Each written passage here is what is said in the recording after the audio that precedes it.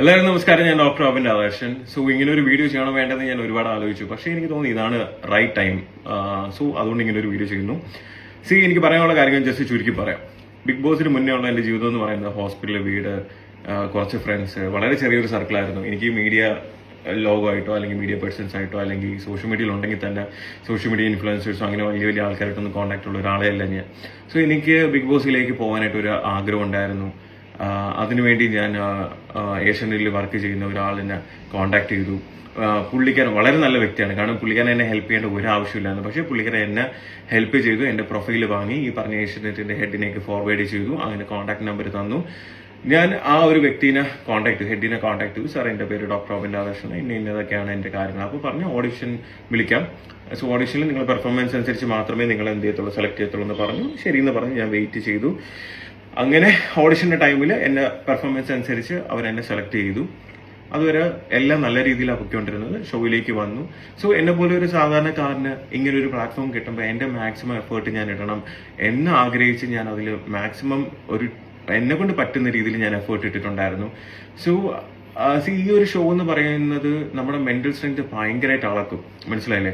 അത് മാത്രമല്ല, അതിനകത്ത് അത്രയും മെന്റൽ സ്ട്രെങ്ത് ഉള്ള ആൾക്കാർക്ക് മാത്രമേ അതിൻ്റെ അകത്ത് സർവൈവ് ചെയ്ത് പോകാൻ പറ്റൂ. അതിനകത്തുള്ള ഓരോരുത്തർക്കും അതിൽ ഹാറ്റ്സ് ഓഫ്. കാരണം അത്രയും സ്ട്രഗിൾ ചെയ്ത് അത്രയും മെന്റൽ പ്രഷർ എല്ലാം താങ്ങി എത്രയും ക്യാമറേസിന്റെ ഇടയിൽ ഇരുന്നിട്ട് കാര്യങ്ങളെല്ലാം ചെയ്യാന്ന് പറയുന്നത് നമ്മൾ ഈച്ച് ആൻഡ് എവരി കാര്യങ്ങൾ അവർ നോക്കിയാണ്. മനസ്സിലായില്ലേ? സോ ആ ഒരു രീതിയിൽ അതിൻ്റെ അകത്ത് സർവൈവ് ചെയ്ത് വരിക എന്ന് പറഞ്ഞാൽ അത്രയും പാടുള്ള കാര്യത്തിലേക്ക് എന്താ പറയാ, അതിൻ്റെ അകത്ത് വിന്നേഴ്സ് ആയവരും അതിൻ്റെ അകത്ത് പാർട്ടിസിപ്പേറ്റ് ചെയ്ത് ഒരാഴ്ച നിന്നവരാണെങ്കിലും നിങ്ങളെല്ലാവരും ഗ്രേറ്റ് ആണ്. കാരണം എന്ന് വെച്ചാൽ എനിക്ക് അതിൻ്റെ ബുദ്ധിമുട്ട് അല്ലെങ്കിൽ അതിൻ്റെ ആ ഒരു മാനസികാവസ്ഥ എന്താണെന്ന് എനിക്കറിയാം. സോ ആ ഒരു ഷോവിൻ്റെ അകത്ത് ഇനി നിങ്ങൾ പലരും കണ്ടിട്ടുള്ളതായിരിക്കും. ഞാൻ സീസൺ 4 അകത്ത് ഓൾമോസ്റ്റ് ഭയങ്കരമായിട്ട് മെന്റൽ എന്താ പറയാ മെന്റൽ സ്ട്രെങ്ത് എന്റേത് അളന്നിട്ടുണ്ട്. സോ 65 ദിവസം കഴിഞ്ഞ് അങ്ങനെ ഒരു ഇൻസിഡന്റ് എല്ലാം കഴിഞ്ഞതിന് ശേഷം ആ ഒരു സീക്രട്ട് റൂമിന്റെ അകത്ത് 5 ദിവസം ഇരിക്കുന്ന സമയത്ത് സത്യം പറയാലോ, നമുക്കൊരു ഒരു പേപ്പർ തന്നിട്ടുണ്ട്. അതിന്റെ ടേംസ് റൂൾസ് തന്നിട്ട്. സോ അതിനകത്ത് നമുക്കൊരു സിബ് ഇടുന്ന സൗണ്ട് പോലും വരാൻ പാടില്ല. സോ സൗണ്ട് ഒന്നും ഇല്ലാതെ ഒരു 4-5 ദിവസം ഒരു റൂമിന്റെ അകത്ത് ഒറ്റയ്ക്ക് ഇങ്ങനെ നിൽക്കാന്ന് പറഞ്ഞു കഴിഞ്ഞാൽ അത് 3ാമത്തെ ദിവസമൊക്കെ ആയപ്പോൾ എന്റെ മെന്റലി ഞാൻ ഭയങ്കരമായിട്ട് ഇങ്ങനെ ഡിസ്റ്റർബ്ഡ് ആയി. പക്ഷേ എന്റെ ആ മെന്റൽ സ്ട്രെങ്ത് ഉള്ളത് കൊണ്ട് മാത്രമാണ് ഞാൻ അത് പിടിച്ചു നിന്നത്. ബിഗ് ബോസ് എന്റെ അടുത്ത് ചോദിക്കും. കാരണം ഇവർക്ക് അറിയാം എന്നെ മെന്റലി എങ്ങനെയെങ്കിലും ഡൗൺ ആക്കണമെന്നുള്ളത്. പക്ഷെ ഞാൻ ബിഗ് ബോസിന്റെ അടുത്ത് പറഞ്ഞു, നിങ്ങൾ എത്രയൊക്കെ ട്രൈ ചെയ്താലും 100 ദിവസം എന്നെ ഇതിന്റെ അകത്ത് പിടിച്ചിട്ടാലും ഞാൻ എന്റെ അടുത്ത് ഇടിക്കും. കാരണം ഞാൻ ഇതിന്റെ വിന്നറായിട്ട് തിരിച്ചു പോകുമെന്ന് പറഞ്ഞു. സോ അങ്ങനെ എനിക്ക് തോന്നുന്നു പലർക്കും അറിയാം അതിന്റെ ഞാൻ തിരിച്ചു കയറുന്നതായിട്ട് പ്രോമോയും കാര്യങ്ങളൊക്കെ ഇട്ടിട്ട് ജസ്റ്റ് എന്നെ കൊണ്ടുവന്നിട്ട് പുറത്താക്കിയ ചെയ്തത്. സോ അത് ഒരുപാട് പേരല്ല, 1-2-3 പേരുടെ പ്ലാനിങ് ആയിരുന്നു, അജണ്ടയായിരുന്നു ഏഷ്യനെറ്റിലുള്ളത്. സോ അതെല്ലാം സഹിച്ച് ഓക്കെ, കുഴപ്പമില്ല, എന്നാലും ഇത്രയും വലിയൊരു ഓപ്പർച്യൂണിറ്റി തന്നല്ലേ. എനിക്കൊരു എന്റെ ഈ ഒരു ജന്മത്തിൽ എനിക്ക് 2 ജീവിതം ഞാൻ ചിന്തിക്കുന്നത്. ഒന്ന് ബിഗ് ബോസിന് മുന്നേ ഉള്ളത്, ഒന്ന് ബിഗ് ബോസിന് ശേഷമുള്ളത്. ഞാൻ എന്റെ ജീവിതത്തിൽ ഇന്നേ വരെ കാണാത്ത ഒരുപാട് പേര് എന്നെ ഇഷ്ടപ്പെടുന്നു, എന്നെ സ്നേഹിക്കുന്നു. ഞാൻ എപ്പോഴും അതുകൊണ്ട് ഏഷ്യനെറ്റിന്റെ അടുത്തും ബിഗ് ബോസിന്റെ അടുത്തും താങ്ക്ഫുൾ ആയിട്ട് തന്നെയാണ് ഇരുന്നത്. പക്ഷേ നമുക്ക് ഈ ഫിനാലെ കഴിഞ്ഞിട്ട് 1 വർഷം വരെ നമുക്ക് ഇതിന്റെ കോൺട്രാക്ട് ഉണ്ട്. ആ കോൺട്രാക്ട് പീരീഡ് എന്ന് പറഞ്ഞാൽ അവർ പറയുന്ന പല കാര്യങ്ങളും നമ്മൾ ചെയ്യേണ്ടി വരും. നമുക്ക് ഇഷ്ടമല്ലെങ്കിൽ കൂടി ചെയ്യേണ്ടി വരും. പിന്നെ ആ ഒരു കൺട്രോൾ പോലെ നമ്മൾ ഒരുപാട് കാര്യങ്ങൾ അവർ ചെയ്യിപ്പിക്കും. മനസ്സിലായില്ലേ? സോ എല്ലാവരും ഇല്ല. ഏഷ്യനിൽ വളരെ നല്ലവരായിട്ടുള്ള ഒരുപാട് വ്യക്തികളുണ്ട്. പക്ഷെ ഞാൻ ഈ പറയുന്ന കുറച്ച് 1-2 ആൾക്കാരുടെ കാര്യങ്ങൾ മാത്രമാണ്. സോ ഇങ്ങനെയുള്ള ആൾക്കാർ സത്യം പറഞ്ഞാൽ എനിക്ക് ഇഷ്ടമല്ലെങ്കിൽ കൂടി പല കാര്യങ്ങളും ചെയ്യേണ്ടി വരുന്നുണ്ട്. അപ്പൊ അതൊക്കെ വന്നപ്പം ഞാൻ ചില കാര്യങ്ങൾ പറ്റത്തില്ല എന്ന് തന്നെ മുഖത്ത് നോക്കി പറഞ്ഞു. എനിക്ക് പറ്റത്തില്ല സാർ, ഇല്ല സാർ, സോറി സാർ എന്ന് പറയുമ്പോൾ അവർക്ക് ആ സമയം തൊട്ടേ ഓക്കെ, നമ്മൾ വളർത്തുന്ന ഒരാളിനെ നമ്മൾ പറയുന്ന കണക്ക് ചെയ്യാൻ പറ്റുന്നില്ലെങ്കിൽ നീ അങ്ങനെ വളരണ്ട എന്നുള്ളൊരു ആറ്റിറ്റ്യൂഡായി. സോ അതിനുശേഷം തൊട്ട് ഞാൻ എന്ത് ചെയ്താലും നിനക്ക് എഗൻസ്റ്റ് വക്കീൽ നോട്ടീസ് വീട്ടിൽ വിടും. പിന്നെ എന്ത് കാര്യം ഞാൻ ചെയ്യാൻ പോയാലും അതിന് എഗൻസ്റ്റ് ആയിട്ട് ചെയ്യുക. എനിക്ക് വന്ന ഫിലിം ഓഫേഴ്സ് ആണെങ്കിലും എല്ലാം പല രീതിയിൽ അവർ മുടക്കിയിട്ടുണ്ട്. ഇനി ഞാൻ എന്ത് ചെയ്താലും, ഞാൻ എന്തൊക്കെ ഈവൻ ഒരു ഇനോഗ്രേഷൻസ് പോലും പലതും പല ആൾക്കാരെ കൊണ്ട് വിളിപ്പിച്ചിട്ട് അവിടെ പ്രശ്നം ഉണ്ടാക്കുമെന്ന് പറഞ്ഞിട്ടുണ്ട്. പല രീതിയിൽ ഞാൻ എന്തൊക്കെ ഈവൻ എനിക്ക് ഗോൾഡൻ വിസ പോലും, ദുബൈയിൽ പോലും ഗോൾഡൻ വിസ കിട്ടാവുന്ന സമയത്ത് പോലും പല രീതിയിൽ നിന്ന് ഇവിടുന്ന് പ്രഷർ വന്നിട്ടുണ്ട്. എന്ന് വെച്ചാൽ എന്റെ കരിയർ എൻഡ് ചെയ്യുന്ന രീതിയിലുള്ള പല കാര്യങ്ങളും ഇവർ മുന്നേ ചെയ്തിട്ടുണ്ട്. മനസ്സിലായില്ലേ? സോ ഇങ്ങനെയുള്ള ഒരു അവസ്ഥയിൽ ഒരു ഒരു ഒരു സാധാരണ മനുഷ്യൻ എന്നുള്ള രീതിയിൽ ഒരുപാട് ആഗ്രഹങ്ങളുമായിട്ട് ഇങ്ങനെ ഒരു ഷോയിലേക്ക് വരുന്നു. ഇനിയും ലൈഫിൽ ഒരുപാട് മുകളിലേക്ക് പോകണമെന്ന് ആഗ്രഹിക്കുന്നു. പക്ഷേ ഈ പറഞ്ഞ കോർപ്പറേറ്റ് കമ്പനി അല്ലെങ്കിൽ ഈ പറഞ്ഞ ഒന്ന് രണ്ട് പേരുടെ അവരുടെ പേഴ്സണൽ താല്പര്യങ്ങൾ കാരണം എന്റെ കരിയർ അല്ലെങ്കിൽ എന്റെ ജീവിതം നശിപ്പിക്കണം എന്ന് മാത്രമേ അവർ ചിന്തിച്ചിട്ടുള്ളൂ. എന്നെ പല പ്രാവശ്യം വിളിച്ചിട്ട് പറയും, ഒരു റോബിൻ ഉണ്ടാക്കാൻ അറിയാമെങ്കിൽ 100 റോബിൻ ഉണ്ടാക്കാനും അറിയാം, അത് ഇല്ലാണ്ടാക്കാനും അറിയാം. ഇത് പല പ്രാവശ്യം പറയുന്നത്. ഒരു പ്രാവശ്യം ഇത് കേൾക്കുമ്പോൾ പൊടി ഉണ്ടായിരുന്നു, പൊടി വണ്ടിയിലുണ്ടായിരുന്നപ്പോഴാണ് വിളിക്കുന്നത്. പൊടി ചോദിക്കുന്നത്, എന്താ റോബിൻ ചേട്ടാ ഇത് സിനിമയിലൊക്കെ സാധനം ഇങ്ങനെ കേട്ടിട്ടുള്ളതെന്ന് പറയുന്നുണ്ട്. സോ അങ്ങനെയുള്ള കുറെ കാര്യങ്ങളും പ്രഷറും എനിക്ക് വരുന്ന എന്തൊക്കെ കാര്യങ്ങളുണ്ട് അതിനൊക്കെ തടസ്സം വരുത്തുക.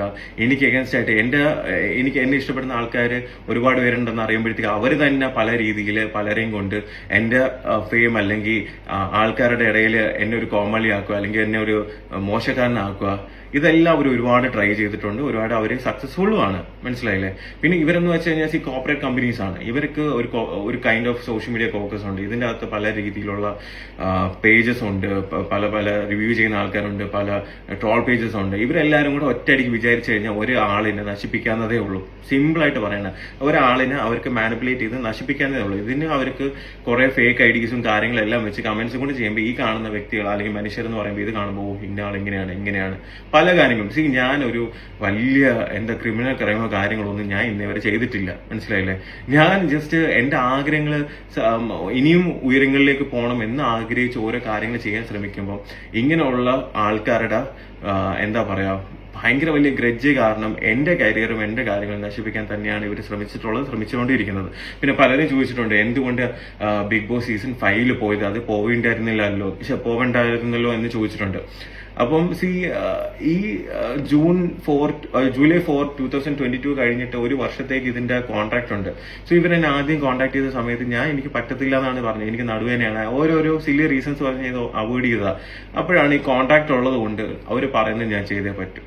2-3 പ്രാവശ്യം എൻ്റെ അടുത്ത് കൺവിൻസ് ചെയ്യാൻ നോക്കി, പറ്റാത്തതുകൊണ്ട് റോമിന് കോൺട്രാക്ട് ഉണ്ട്, സോ ഇതും കൂടെ വന്ന് പോയേ പറ്റുള്ളൂ എന്ന് പറഞ്ഞു. പക്ഷെ ഇത് കോൺട്രാക്ട് ഉണ്ടല്ലോ, ഈ പീരീഡ് ഒന്ന് കഴിയട്ടെ, എന്തെങ്കിലും ആവട്ടെ എന്ന് വിചാരിച്ചിട്ട് എന്ത് ചെയ്ത് ശരിയെന്ന് പറഞ്ഞിട്ട് പോയ സമയത്ത് അവിടെ ചെല്ലുമ്പോഴാണ് അറിയുന്നത്. കാരണം അതിൻ്റെ അകത്ത് എന്നെ ഇഷ്ടപ്പെടുന്ന ആൾക്കാരും ഉണ്ട്. അവരെൻ്റെ അടുത്ത് പറഞ്ഞു, അതിന്റെ ക്രൂവിൽ തന്നെ അവൻ്റെ അടുത്ത് പറഞ്ഞു, റോബിനെ ഡീഗ്രേഡ് ചെയ്യാനുള്ള പ്ലാൻസ് ആണ് ഇവർ ചെയ്യുന്നത്. കാരണം റോബിന്റെ ആ ജനപിന്തുണ കുറയ്ക്കണം, ഓക്കെ, ഉള്ളതും കൂടെ ഇല്ലാണ്ടാക്കണം എന്നുള്ളത് പറഞ്ഞപ്പോൾ ഞാൻ ആലോചിച്ചു, ദൈവമേ ഇത് സത്യം തന്നെയാണോ എന്ന് എനിക്കൊരു ഡൗട്ട് ഉണ്ടായിരുന്നു. മനസ്സിലായില്ലേ? കാരണം അവർക്ക് എന്ത് കാണിക്കണം, ഞാൻ അന്നും പറയുന്നത് എഡിറ്റഡ് എന്നാണ്, സ്ക്രിപ്റ്റഡ് എന്നല്ല. എഡിറ്റഡ് എന്ന് വെച്ചാൽ എഡിറ്റഡ് ചെയ്യുന്നത് കാണുമ്പോഴത്തേക്ക് ഒരാളിൽ 10ൽ 9 നല്ല കാര്യങ്ങളും ഉണ്ട്, അതിൽ ഒരു മോശകാര്യമാണെങ്കിൽ ആ ഒരു മോശകാര്യം മാത്രം കാണിച്ചു കഴിഞ്ഞാൽ ആ ഒരു വ്യക്തിനെ ആ രീതിയിലായിരിക്കും സമൂഹം ജഡ്ജ് ചെയ്യുന്നത്. മനസ്സിലായില്ല? സോ അത് അവരുടെ റേറ്റിങ്ങിനും അതിനനുസരിച്ചൊക്കെ അവർ മാറ്റിക്കൊണ്ടേയിരിക്കും. സോ അവിടെ ചെന്നപ്പോഴത്തേക്ക് എനിക്ക് മനസ്സിലായി ഇത്രയും നാൾ ഞാൻ അനുഭവിച്ചിരുന്ന എന്റെ ഫ്രസ്ട്രേഷൻ, എന്റെ കാര്യങ്ങൾ പല രീതിയിൽ. ഇപ്പൊ അഖിൽമാരാറിന് പറഞ്ഞല്ലോ,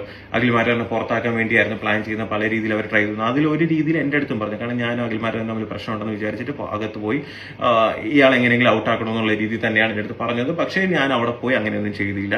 ഞാൻ വളരെ നല്ല രീതിയിലാണ് ആദ്യം സംസാരിച്ചത്. പിന്നെ അത് കഴിഞ്ഞതിന് ശേഷം ഒരു സിറ്റുവേഷൻ എനിക്ക് എന്റെ സീസണിൽ നടന്ന പോലത്തെ ഒരു സിറ്റുവേഷൻ വന്നപ്പോൾ ഞാൻ അവരുടെ അടുത്തല്ല, ഞാൻ ബിഗ് ബോസിനെയാണ് ചോദ്യം ചെയ്തത്. ബിഗ് ബോസിനെ ഏഷ്യനെറ്റിന്റെ അടുത്ത് ഞാൻ ചോദ്യം ചെയ്തു, ഇതേപോലെ എന്താണ് നിങ്ങൾക്ക് 2 സ്റ്റാൻഡ്, എന്തുകൊണ്ടാണ് എന്റെ അടുത്ത് ഇങ്ങനെ കാണിക്കുന്നത്, അവരുടെ അടുത്ത് ഇങ്ങനെ അവർക്ക് ഇതൊരു പ്രശ്നമില്ലെന്നുള്ള രീതിയിൽ ഞാൻ ചോദ്യം ചെയ്തു. ഇവിടെ അവർ കാണിക്കുന്ന ഓരോ അനീതിയും ഞാൻ അവിടെ വെച്ച്, എന്ന് വെച്ചാൽ ഈ പറഞ്ഞ കണക്ക് കോൺട്രാക്ട് കഴിഞ്ഞിട്ട് ഏതെങ്കിലും ഒരു സ്ഥലത്ത് ഇരുന്നിട്ട് ഒരു വീഡിയോ ചെയ്യല്ല ഞാൻ അവരുടെ സ്ഥലത്ത് കോൺട്രാക്റ്റിൽ ഇരിക്കുമ്പോൾ മുംബൈ ചെന്ന് ബിഗ് ബോസിന്റെ അകത്ത് കയറി ബിഗ് ബോസിലുള്ളവരെയും ഏഷ്യനെറ്റിനെയും ഞാൻ ചോദ്യം ചെയ്തു. ആ ചോദ്യം ചെയ്തപ്പോൾ അവർക്കത് നന്നായി കൊണ്ടു. മനസ്സിലായില്ലേ? അപ്പൊ എന്നെ പുറത്ത് അങ്ങനെ ആക്കാതെ വേറെ വഴിയില്ല. അവരെന്നെ കൺഫെഷൻ റൂമിൽ കൊണ്ടുവരുമ്പോഴും എന്റെ അടുത്ത് ബിഗ് ബോസ് ചോദിച്ചത്, റോബിൻ വന്നപ്പോഴത്തേക്ക് ഒരുപാട് പേർക്ക്, റോബിൻ ഇഷ്ടപ്പെടുന്ന ഒരുപാട് പേർക്ക് സന്തോഷമായി, ഒരുപാട് പേര് ഹാപ്പി ആയിരുന്നു, ഇത് കാണുമ്പോൾ വിഷമം വരത്തില്ലേ എന്ന് ചോദിച്ചപ്പോൾ സോറി ബിഗ് ബോസ് എന്ന് പറഞ്ഞത്, അവരാ പറഞ്ഞ കാര്യങ്ങളെല്ലാം കട്ട് ചെയ്തിട്ട് സോറി ബിഗ് ബോസ് പറയുന്നത് മാത്രം എടുത്തിട്ടു. എന്ന് വെച്ചാൽ അവിടെ നടന്ന കാര്യങ്ങളിൽ 85% കാര്യങ്ങൾ പുറത്തുള്ളവർ കണ്ടിട്ടില്ല. ആ പുറത്തുള്ളവർ കണ്ടു കഴിഞ്ഞാൽ എന്റെ ഭാഗത്ത് ന്യായമുണ്ട് അല്ലെങ്കിൽ ഞാൻ പറഞ്ഞതിൽ കാര്യമുണ്ടെന്ന് അന്നേ മനസ്സിലാക്കും. ഞാൻ അന്ന് ബിഗ് ബോസിന്റെ അടുത്ത് മുംബൈയിലുള്ള സെറ്റിന്റെ അകത്ത് വെച്ച് ഞാൻ പറഞ്ഞതാണ്, ഇതെല്ലാം ഞാൻ പുറത്ത് പോയി മീഡിയയുടെ അടുത്ത് പറഞ്ഞിരിക്കും, നിങ്ങൾക്ക് എന്നെ അറിയത്തില്ല എന്ന് പറഞ്ഞിട്ടാണ് ഞാൻ ചങ്കുറ്റത്തോടെ ഞാൻ അവിടെ നിന്ന് പുറത്തിറങ്ങിയിട്ട് മീഡിയ വന്ന സമയത്ത് ഞാൻ മീഡിയയുടെ അടുത്ത് പറഞ്ഞു. മനസ്സിലായില്ലേ? ഇതിനകത്ത് ഒരുപാട് ഉടായ്പകൾ നടക്കുന്നുണ്ട്. മനസ്സിലാവുന്നുണ്ടോ? ആൾക്കാരുടെ ഇമോഷൻസ് വെച്ചിട്ടാണ് ഇത് കളിക്കുന്നത്. സത്യം തന്നെയാണ്. ഞാനത് എന്റെ കരിയർ അല്ലെങ്കിൽ ഇങ്ങനെ ഒരു കോർപ്പറേറ്റ് കമ്പനിക്ക് അഗൻസ്റ്റ് പറയുമ്പോഴത്തേക്ക് എന്റെ കരിയറോ കാര്യങ്ങളോ ഒന്നും ഞാൻ നോക്കിയില്ല. ഞാൻ അന്ന് പറഞ്ഞപ്പോ എല്ലാരും എന്നെ ക്രൂശിച്ചു, എന്നെ ഇൻസൾട്ട് ചെയ്തു, എന്നെ ഹറാസ് ചെയ്തു, എന്നെ ട്രോൾ ചെയ്തു. ഒരു വർഷമായിട്ട് 1 വർഷം കഴിഞ്ഞപ്പോൾ ഇപ്പം അഖിൽ മാരാർ എന്ന് പറഞ്ഞൊരു വ്യക്തി വന്ന് പറഞ്ഞപ്പോൾ നിങ്ങൾക്ക് എല്ലാവർക്കും ഓക്കെ. ഞാനെന്ന് പറഞ്ഞപ്പോഴത്തേക്ക് എല്ലാവർക്കും ഓക്കെ, ഞാനല്ലേ പറയുന്നത് അല്ലേ? ഞാൻ പറയുമ്പോഴത്തേക്ക് അത് തെറ്റ്, നന്ദിയില്ലാത്ത ഇതാണെന്ന് പറഞ്ഞു അല്ലേ? നന്ദി ഉണ്ട്, പക്ഷെ എന്നെ ഞാനാക്കിയതും എന്നെ ഇത്ര ഫെയിം തന്ന ബിഗ് ബോസ് തന്നെയാണ്. പക്ഷെ ഇതേപോലത്തെ നാറിത്തരം കാണിക്കുമ്പോഴേ ചൂണ്ടിക്കാണിക്കുക എന്നുള്ള എന്റെ റെസ്പോൺസിബിലിറ്റി കൂടെ തന്നെയാണ്. അന്ന് ഞാൻ പറഞ്ഞിരുന്ന കാര്യം ചെയ്തിരുന്നെങ്കിൽ ഇന്ന് പകൽമാരാണ് വന്ന് സിബിയുടെ കാര്യം പറയേണ്ട ആവശ്യം വരത്തില്ലായിരുന്നു. ആണോ? എനിക്ക് അവരുടെ കാര്യം, പുള്ളിയനും പറഞ്ഞ കാര്യങ്ങളൊന്നും എനിക്ക് വ്യക്തിപരമായിട്ട് അറിയത്തില്ല. എനിക്ക് എന്റെ കാര്യങ്ങൾ മാത്രമേ അറിയത്തുള്ളൂ. എന്റെ ലൈഫിൽ നടന്ന കാര്യങ്ങളും എനിക്ക് ഉണ്ടായ അനുഭവങ്ങളും മാത്രമേ എനിക്ക് പറയാൻ പറ്റത്തുള്ളൂ. മനസ്സിലായില്ലേ? ബിഗ് ബോസ് എന്ന് പറയുന്ന പല സ്ഥലത്തും പല ലാംഗ്വേജസിലും വേൾഡിലും പല സ്ഥലത്തും എല്ലാം നടക്കുന്ന ഒരു സംഭവമാണ്. അവിടേക്ക് ഇങ്ങനെ ഉണ്ടോയെന്നും എനിക്കറിയത്തില്ല, കാരണം അറിയാവുന്ന കാര്യം എനിക്ക് പറയാൻ പറ്റത്തുള്ളൂ. പക്ഷേ ഇന്നലെ ഈ ഒരു സംഭവം അഖിൽമാരെ റിട്ടേണിന് ശേഷം ഒരുപാട് പേര് പറയുന്നുണ്ടായിരുന്നു ഇതേപോലെ എന്താ പറയാ, ഞാൻ പറഞ്ഞ ശരിയായിരുന്നു എന്ന് പറഞ്ഞു ഒരുപാട് പേര് മെൻഷൻസ് ഇടുന്ന സപ്പോർട്ട് ചെയ്യുന്ന കണ്ടപ്പോൾ സത്യം പറഞ്ഞാൽ സന്തോഷം തോന്നി. പക്ഷെ നിങ്ങളൊന്ന് ആലോചിച്ച് നോക്കിയേ, എന്തിന്റെ പേരിലാണ് ഞാൻ ഇത്രയും ക്രൂശിക്കപ്പെട്ടത്? ഒരു എന്താ പറയാ, സത്യം വിളിച്ച് പറഞ്ഞതിന്റെ പേരിൽ എല്ലാവരും കൂടെ എന്നെ ഹറാസ് ചെയ്തു, എന്നെ ഇൻസൾട്ട് ചെയ്തു, എന്നെ ട്രോൾ ചെയ്തു. എന്നെ ട്രോൾ ചെയ്ത പല ആൾക്കാരും ഇന്നലെ എനിക്ക് പേഴ്സണൽ മെസ്സേജ് ചെയ്തു, ചേട്ടാ ഞങ്ങൾ അറിയാതെ പറ്റിപ്പോയതാണ്, സോറി, വേറെ ഒന്നും വിചാരിക്കില്ല, ഞാൻ ഒരുപാട് വീഡിയോസ് നിങ്ങൾക്ക് എതിരെ ചെയ്തിട്ടുണ്ട്, പക്ഷെ ഇങ്ങനെയുള്ള കാര്യം ഞങ്ങളൊക്കെ അന്ന് അറിയത്തില്ലായിരുന്നു എന്ന് പറഞ്ഞു അല്ലേ? അതെന്താ അഖിൽമാരാർ പറയുമ്പോൾ അത് ശരി, ഞാൻ പറയുമ്പോൾ തെറ്റും? അങ്ങനെ ഒരിക്കലും എന്ത് ചെയ്യരുത്. ഒരാള് സത്യം പറയും, അവിടെ എപ്പോഴും സത്യം പറയുന്ന ആളോ അല്ലെങ്കിൽ തുറന്നു പറയുന്ന ആൾക്കാർക്ക് എപ്പോഴും എന്തെങ്കിലുമൊക്കെ കാര്യങ്ങൾ അനുഭവിക്കേണ്ടി വരും. അതിന്റെ ഒരു ഏരിയ മാത്രമാണ് ഞാൻ അല്ലേ? ഇങ്ങനെ ഒരു ഷോയിൽ വന്നപ്പോൾ എനിക്ക് നഷ്ടം. ഇപ്പോഴും എന്റെ സ്ട്രെങ്ത് എന്ന് പറയുന്നത് എന്നെ ഇഷ്ടപ്പെടുന്ന ഒരുപാട് പേരുണ്ട്. മനസ്സിലായില്ലേ? എനിക്കറിയാം, ഞാനത് എക്സ്പീരിയൻസ് ചെയ്യുന്ന ഒരാളാണ്. എന്റെ അടുത്ത് പറയുന്ന എന്റെ അടുത്ത് ഓരോരുത്തരുടെ വാക്കുകൾ എനിക്ക് എന്തുമാത്രം മോട്ടിവേഷൻ എന്നറിയാം. ഇത്രയും ഡീഗ്രേഡ് ചെയ്യുന്ന വെച്ചാൽ ഇപ്പൊ നമ്മൾ എന്തെങ്കിലും ചെയ്തിട്ടാണെങ്കിൽ പർപ്പസ്ലി അങ്ങ് ഇല്ലാണ്ടാക്കുക, ഒരാളിനെ ഇല്ലാണ്ടാക്കുക, മാക്സിമം ഇല്ലാണ്ടാക്കുക. അതിന് പലരെയും കൊണ്ടുവന്ന് ഇന്റർവ്യൂ ചെയ്യിപ്പിക്കുക. ഇപ്പൊ ആ ഇന്റർവ്യൂ ചെയ്ത പലർക്കും ഇപ്പൊ ഒന്നും പറയാനില്ല, കാരണം അവർക്ക് വേണ്ടപ്പെട്ടവർക്ക് ഓരോന്ന് കിട്ടുമ്പോഴത്തേക്ക് ഇപ്പൊ അവർക്കൊന്നും പറയാനില്ല. മനസ്സിലായില്ലേ? ഇനി ഈ പറഞ്ഞ ആൾക്കാർ തന്നെ മാറ്റി പറയോ ഇല്ലെന്നൊന്നും എനിക്കറിയില്ല. പക്ഷെ എന്റെ നിലപാട് എന്നും ഒന്ന് തന്നെ ആയിരിക്കും. അതില് ആ നിലപാട് മാറണമെന്നുണ്ടെങ്കിൽ ഞാൻ മരിക്കണം. എന്റെ നിലപാടിൽ ഞാൻ എന്നും അടിയുറച്ച് തന്നെ നിൽക്കും. മനസ്സിലായില്ലേ? ഞാൻ വലിയ പെർഫെക്റ്റ് ആയിട്ടുള്ള ഒരു മനുഷ്യനൊന്നും അല്ല. ഒരുപാട് പോസിറ്റീവ് ഒരുപാട് നെഗറ്റീവ് ഉള്ള ഒരു സാധാരണക്കാരനാണ്. പക്ഷെ അനീതിയും തെറ്റും കണ്ട ചൂണ്ടിക്കാണിക്കാനുള്ള മനസ്സുണ്ട്. ഇത്രയും നാൾ ഇതൊന്നും ഞാൻ വിളിച്ച് പറയാതിരുന്ന എന്തുകൊണ്ടാന്ന് വെച്ച് കഴിഞ്ഞാൽ, ഞാൻ എന്ത് പറഞ്ഞാലും നിങ്ങൾക്ക് എന്നെ ഡിഗ്രേഡ് ചെയ്യുക, എന്ത് പറഞ്ഞാലും എന്നെ ഹറാസ് ചെയ്യുക, എന്ത് പറഞ്ഞാലും എന്നെ ഇൻസൾട്ട് ചെയ്യുക, ട്രോൾ ചെയ്യുക. നിങ്ങളൊന്ന് ആലോചിച്ച് നോക്കട്ടെ, നിങ്ങളെ വീട്ടിലുള്ള ഒരു മനുഷ്യന് ഒരു നിങ്ങളൊക്കെ ഒരു സഹോദരനോ അല്ലെങ്കിൽ നിങ്ങളെ വീട്ടിലുള്ള ഒരു അംഗോട് ഞാനെങ്കിൽ എനിക്കാണെങ്കിൽ ഒരു അവസ്ഥ വരുന്നെങ്കിൽ നിങ്ങൾ എന്റെ അടുത്ത് ഇങ്ങനെ പറയുമോ? നിങ്ങൾ അതിനുവേണ്ടി എന്റെ കൂടെ നിന്ന് സപ്പോർട്ട് ചെയ്യത്തില്ലേ? അന്ന് ഞാൻ പറഞ്ഞപ്പോ എല്ലാവരും എന്നെ പുച്ഛിച്ച് എന്നെ ഇല്ലാണ്ടാക്കി. ഇപ്പൊ അഖിൽമാരാർ പറയുന്നു, അഖിൽമാരാർ മറ്റുള്ളവർക്ക് വേണ്ടി സംസാരിക്കുന്നത്, എനിക്ക് വേണ്ടി സംസാരിക്കാൻ ഞാനേ ഉള്ളൂ. എനിക്ക് മറ്റുള്ളവരുടെ കാര്യം അറിയത്തില്ല, എന്റെ അടുത്ത് ആരും പറഞ്ഞിട്ടില്ല. എനിക്ക് എന്റെ കാര്യങ്ങളല്ലേ എനിക്ക് അറിയത്തുള്ളൂ. ഒരുപാട് സഫർ ചെയ്തിട്ടുണ്ട്. മനസ്സിലായില്ലേ? പിന്നെന്താ, എന്നാണെങ്കിലും സത്യങ്ങളൊക്കെ പുറത്തു വരും. മനസ്സിലായില്ലേ? എത്ര പേരെ എനിക്ക് അഗൻസ്റ്റ് എന്തെല്ലാം വന്ന് വീഡിയോസ്, ഇന്റർവ്യൂസ് നെഗറ്റീവ് ആക്കാൻ വേണ്ടി എന്തെല്ലാം ചെയ്ത്, എന്തെല്ലാം കാര്യങ്ങൾ മാനിപ്പുലേറ്റ് ചെയ്ത്.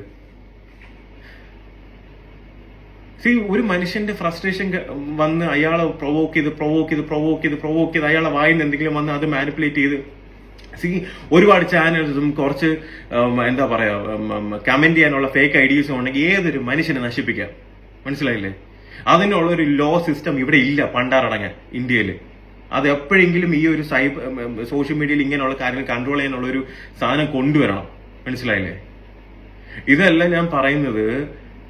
ഇത്രയും നാളെ ഞാൻ അനുഭവിച്ചിട്ട് നിങ്ങളൊന്ന് ആലോചിച്ച് നോക്കി. ഇപ്പൊ ഇന്നലെ എല്ലാം പറയും എനിക്ക് നീതി കിട്ടി, ഓക്കെ, ഞാൻ പറഞ്ഞ സത്യമാണെന്ന് പലരും തെളിഞ്ഞു. നിങ്ങൾ എന്റെ അവസ്ഥ ഒന്ന് ആലോചിച്ച് നോക്കിയേ. ഇത്രയും നാളെ ഞാൻ അനുഭവിച്ചത് അല്ലേ? എന്റെ ഇത്രയും നാളത്തെ ഒരുപാട് ആഗ്രഹങ്ങളുണ്ട്. പക്ഷെ ഞാൻ ഒരു കാര്യം പറയാം, എന്റെ ജീവിതത്തിൽ ഞാൻ എവിടെ എത്തണമെന്ന് വിചാരിച്ചാലും ഞാൻ എത്തിയിരിക്കും. ഞാനിപ്പോ ഒരു ബ്രേക്ക് എടുത്തിട്ടുണ്ടെങ്കിലോ അല്ലെങ്കിൽ ഞാൻ ചെയ്യുന്ന കാര്യങ്ങൾ എന്താണെന്നും എനിക്ക് നന്നായി അറിയാം. എന്നെ ഇഷ്ടപ്പെടുന്നവര്, എന്നെ സപ്പോർട്ട് ചെയ്യുന്നവര്, നിങ്ങളടുത്ത് വലിയൊരു നന്ദി. കാരണം നിങ്ങളുടെ സപ്പോർട്ട് എനിക്ക് ഭയങ്കര വലുതാ. മനസ്സിലായില്ലേ? നിങ്ങളുടെ ഓരോ കമന്റും എനിക്ക് അത്രയും പ്രിയപ്പെട്ടതാ. എനിക്ക് ഒരു കാര്യം മാത്രമേ എനിക്ക് നിങ്ങളുടെ അടുത്ത് പറയാനുള്ളൂ, എന്റെ നിലപാടുകളിൽ ഞാൻ എന്നും അടിയുറച്ച് തന്നെ നിൽക്കും. പിന്നെ തോൽക്കാൻ എനിക്ക് മനസ്സുമില്ല. ഓക്കെ, സോ അപ്പൊ എല്ലാവരും ഹാപ്പി ആയിട്ടിരിക്കുക. Keep smiling.